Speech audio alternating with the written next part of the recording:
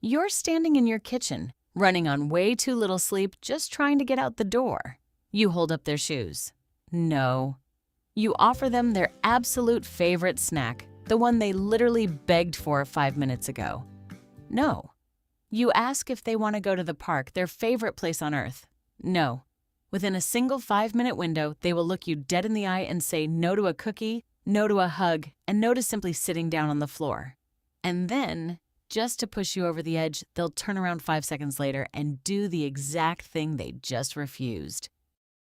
Most of us call this defiance. If you talk to your parents, they'll call it the terrible twos. And if you're being completely honest with yourself, during those really dark, exhausting afternoons, you start quietly wondering if you're somehow raising a tiny tyrant. But here's the thing. Developmental psychologists who have spent their entire careers tracking this exact frustrating behavior have found something that completely flips the script on how we look at our kids. That constant, exhausting no isn't a middle finger to your parenting. It isn't rebellion at all. It is actually one of the most profound, beautiful psychological milestones your child will ever cross. When your kid is screaming no in the middle of a grocery aisle, your brain instantly tells you they're being stubborn or spoiled, or they're just testing your boundaries to push your buttons. It feels incredibly personal in the moment. But there's a massive flaw in that logic. If the no phase was just a personality defect or a sign of bad parenting, it would be random. It would only happen to some kids, but it doesn't. This phase shows up universally. It happens across every culture, every continent, every parenting style, and every kind of family structure imaginable. Even wilder, it happens on a remarkably strict timeline, almost always exploding between 15 and 30 months of age. A random behavioral problem doesn't pop up in the exact same tiny window for a child in Tokyo, a child in New York, and a child in a rural village halfway across the world. That kind of global consistency isn't a fluke. It is a biological program running exactly on schedule. So, what is actually happening inside their rapidly growing brains? To figure that out, researchers started looking at something you'd never expect: mirrors. Back in the 1970s, two psychologists named Michael Lewis and Jean Brooks Gunn designed a brilliant, simple experiment called the Rouge test. They took toddlers and, without them realizing it, dabbed a tiny spot of red makeup right on their noses. Then, they placed the toddlers in front of a mirror to see what would happen. The results were fascinating. Babies under 15 months old looked at the mirror and completely missed the point. They reacted like they were looking at a total stranger. Some waved, some reached out to touch the other baby in the glass. They had no idea they were looking at themselves.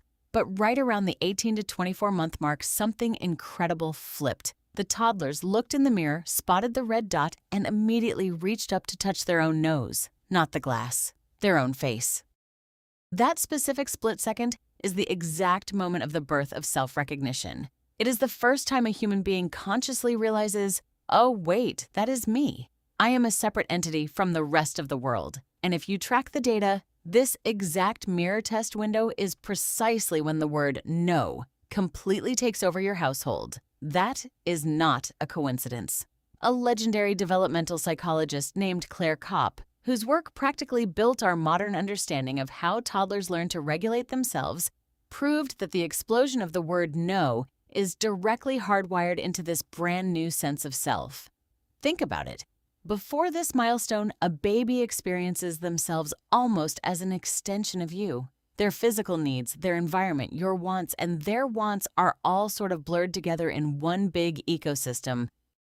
But once that self-recognition switch flips, they suddenly realize they have an independent identity. And once you realize you have a self, you instantly want to protect it and assert it. Now think about a 2-year-old's toolkit. They can't write an essay. They can't articulate their complex emotions. The absolute fastest, sharpest, most effective tool they possess to scream to the universe, I am my own person and I have a will. Is that one tiny 2-letter word? No. When they refuse the shoes, it was never actually about the shoes. When they reject the snack, it's not about the food. It's them announcing for the very first time in their existence that a real independent person is living inside that little body and that person wants a say. It actually goes even deeper than that because it forces us to ask a scary question that keeps a lot of parents up at night.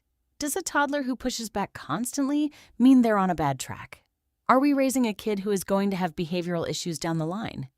A research team led by psychologist Grazina Kochanska wanted to answer this, so they launched a series of massive long-term studies. They tracked toddlers who showed intense resistance and defiance, and then they followed those exact same children for years as they grew up. What they discovered completely shatters everything society tells us about good behavior. The toddlers who pushed back the most, the ones who negotiated, who stood their ground, who looked their parents in the eye and said no and genuinely meant it, weren't showing signs of a broken bond or poor attachment. It was the exact opposite. In the vast majority of cases, intense resistance was a definitive sign of a secure attachment.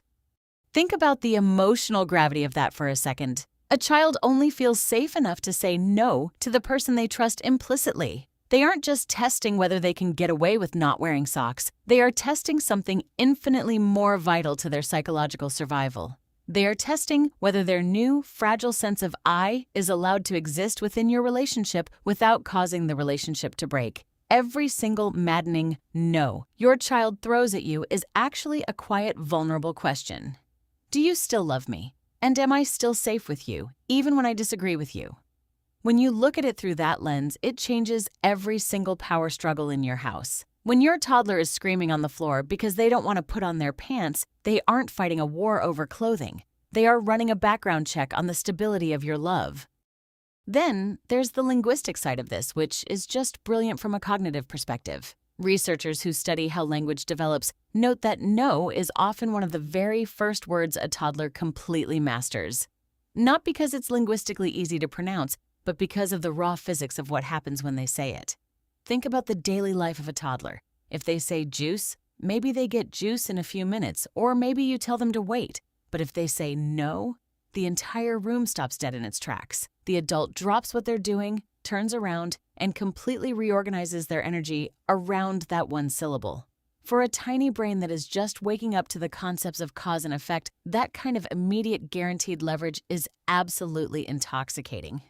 Cognitive scientists describe this phase as a child's very first experiment in personal agency. Your toddler is discovering in real time that the sounds coming out of their mouth have the power to alter reality. They are realizing they can stop a giant adult in their tracks just by speaking. That isn't malice or manipulation. That is a budding little scientist running a brilliant experiment on the most reliable subject they have access to: you.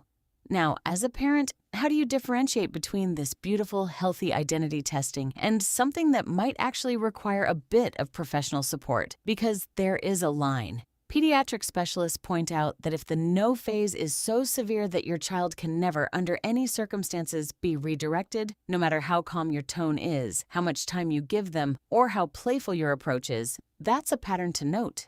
If their refusal is consistently paired with absolute inconsolable distress that doesn't melt away with physical connection and comfort, or if a child shows zero interest in repairing the bond or reconnecting with you after a conflict, it's worth bringing up with your pediatrician. Not because the word no is inherently dangerous, but because a total prolonged absence of responsiveness to comfort can sometimes be an early cue that there's a different kind of developmental puzzle piece at play.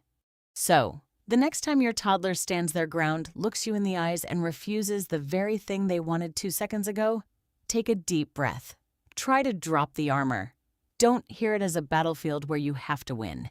Hear it for what the science proves it actually is: a tiny, brand new human being testing the waters for the very first time, trying to see if they are allowed to be an independent soul and still be completely unconditionally loved by you.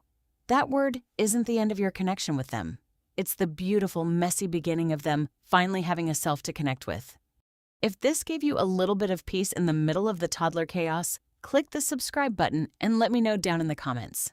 What is the absolute most ridiculous, illogical thing your toddler has looked you in the face and said no to this week? Let's laugh about it together. And look, if you want to understand why they take this a step further and throw those massive full-body meltdowns over things that make zero logical sense, you're going to want to watch the next video. Because the biological reason behind tantrums is definitely not what you think.